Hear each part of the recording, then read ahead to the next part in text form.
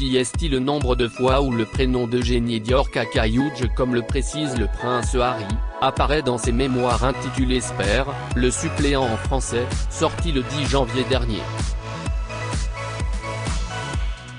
Un ouvrage qui s'apparente à un véritable règlement de compte, où le duc de Sussex livre sa vérité, quitte à définitivement couper les ponts avec la famille royale britannique. Tu as vendu ton âme, Harry clame le Daily Express, tout est fini colère le Daily Mirror, et le Daily Mail de surenchère Hero, épargne-nous. Le prince Harry a opéré un déballage médiatique sans retour. Il dit appeler de ses vœux à une réconciliation. Buckingham Palace s'étrangle. Qui de Charles III, de Camilla, du prince William ou encore de Kate Middleton acceptera de pardonner à celui qui est devenu hautement radioactif pour la couronne. Harry et Eugénie, liés depuis leur plus tendre enfance, un seul membre du clan Windsor semble trouver grâce à ses yeux, Eugénie Dior.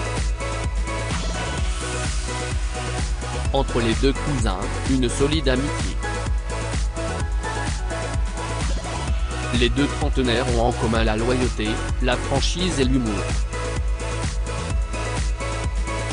Proches, leurs mères respectives, Lady Diana et Sarah Ferguson, aimaient à passer leurs vacances ensemble. Été mémorable sur le domaine de Balmoral en Écosse et partage de secrets murmurés à l'abri des oreilles indiscrètes, le long de la rivière Dee, ou encore Noël en famille à Sandringham, où le duo s'éclipsait l'ordre pas interminable loin des adultes et de la lourdeur du protocole. Qui mieux que Eugénie Dior pour comprendre la douleur provoquée par l'échec du mariage de ses parents, et la frénésie de tabloïds avides du moindre scandale. Dès son plus jeune âge, Eugénie a dû faire face aux gros titres embarrassants de son père et de sa mère. Harry a également dû faire face à sa part de gros titres, et ce lien entre eux a été une grande consolation pour eux, explique le biographe Nigel Crossan. De tous les petits-enfants de la reine, le lien qui unit Harry et Eugénie est le plus naturel, écrivent Omi de Scobie et Caroline Durand, dans leur livre Harry et Meghan, libre. Plus jeune, le duo fait les 400 coups. Ils ont passé des soirées ensemble, se glissaient en boîte de nuit par la porte de derrière comme à Mikey, autrefois dirigé par Jack. Aujourd'hui, le mari d'Eugénie, ou à Tonteria ou dans la cave VIP, il descendait des shots dans des verres mexicains en forme de crâne ou une margarita géante congelée avec plusieurs pailles, relate-t-il. Une amitié, une complicité, qui a défié les années, et surtout le mégoï, départ fracassant des Sussex du giron familial. Il y a une belle relation entre eux et j'imagine que si est une relation importante pour Harry, assure Cathy Nicole, avant d'ajouter en particulier à une époque où certaines de ses autres relations familiales sont assez tendues. Et la biographe royale, de souligner que la princesse Eugénie peut régulièrement tenir au courant son cousin de ce qui se passe dans la famille royale. Une taupe au sein des Windsor, il pourra transmettre des messages à sa famille par l'intermédiaire d'Eugénie et entendre tout ce qui se passe par l'intermédiaire de sa cousine, explique-t-elle. Je me souviens que Hugh a serré Meg dans ses bras comme si elles étaient des sœurs dans ses mémoires, le prince Harry évoque à de nombreuses reprises sa cousine adorée. Aux étapes importantes de sa vie, notamment sentimentale, le princesse Dior a toujours répondu présente. En 2012, c'est elle qui lui présente Cressida Bona. Une jeune femme qui, si elle n'est pas restée, a eu au moins le mérite de permettre au prince de l'aider à surmonter le deuil de sa mère, Lady Diana des années après sa mort en 1997. Mais leur histoire ne survivra pas à la pression médiatique. Tant pis, sa cousine semble avoir plusieurs autres connaissances susceptibles de plaire à celui qui tente désespérément de trouver l'élu de son cœur. En 2016, Meghan Markle entre dans la danse. Elle connaît Eugénie Dior, mais cette dernière n'a pas cette fois joué les entremetteuses.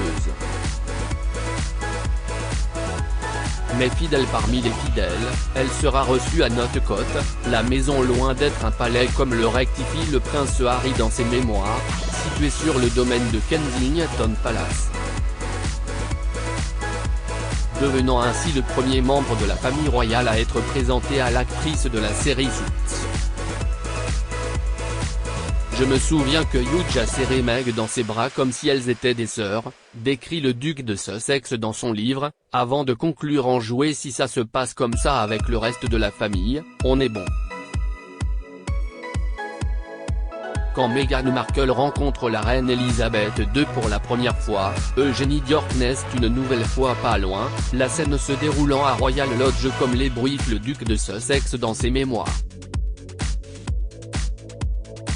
Autre preuve de leur grande complicité, Eugénie Dior a été invitée avec son mari Jack Brooksbank pour fêter Halloween à Toronto où réside encore l'actrice américaine en octobre 2016. Celui qui n'avait pas franchement un bon souvenir des soirées costumées, a enfilé un déguisement de Max prêté par un copain quand Meghan Markle a opté pour un short noir déchiré avec un petit haut camouflage et des barésilles. Dans le documentaire Netflix baptisé Harry et Meghan, la cousine du prince Harry apparaît avec des lunettes d'aviateur, le visage barbouillé de noir semblant simuler un crash. Bonne idée pour une soirée sur le thème de l'apocalypse. Le spectateur a également pu découvrir des images d'Eugénie Dior et Harry au Super Bowl, avant qu'un clip ne la dévoile jouant avec Archie sur une plage, ou lors d'une balade à vélo avec le prince. La cousine du duc de Sussex est la seule à apparaître dans le documentaire et la seule à s'être rendue aux États-Unis pour voir le couple en exil. Il se murmure qu'elle aurait même rencontré Lilibet avant la reine. Une belle complicité mise à l'épreuve, preuve de confiance et d'attachement à celle qui est devenue au fil des années, plus qu'une cousine, une véritable confidente. Ne lui avait-il pas prêté Frogmore Cottage quand elle avait accueilli son premier enfant, un petit Auguste, pour qu'elle soit moins à l'étroit à son domicile? Ne l'avait-elle pas logé chez elle, à son retour des États-Unis, quand il était venu aux obsèques de leur grand-père le prince Philippe en avril 2021 ? Seule ombre au tableau, un coup bas signé Meghan Markle. La duchesse de Sussex a annoncé sa première grossesse pile le jour des noces de la princesse Eugénie et de Jack Brooksbank en octobre 2018, volant la vedette aux mariés.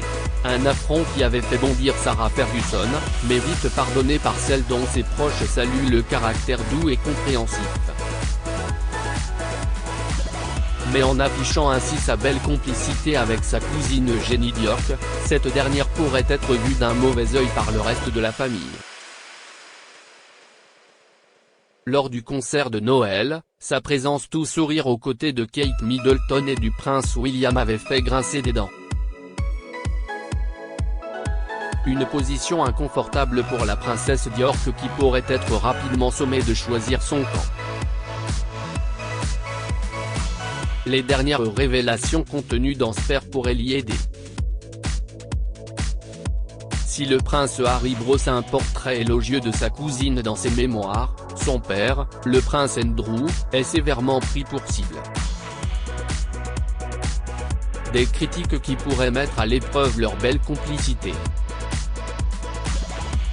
Dans son livre, le duc de Sussex pointe ouvertement du doigt le duc d'York pour son amitié avec le délinquant sexuel Jeffrey Epstein, écrivant que son oncle était mêlé à un scandale honteux, accusé d'avoir agressé sexuellement une jeune fille, devenant ainsi le premier membre de la famille royale à évoquer publiquement le scandale. Eugénie Dior pardonnera-t-elle cette humiliation ? D'autres commentateurs, plus optimistes, désignent la princesse Eugénie comme un personnage clé, la seule capable de faire entendre raison au duc de Sussex. Beaucoup espéraient qu'elle pourrait être celle qui négocierait une sorte de trêve et ramènerait Harry dans le giron familial, souligne Luciana Bellini dans l'Evening Standard.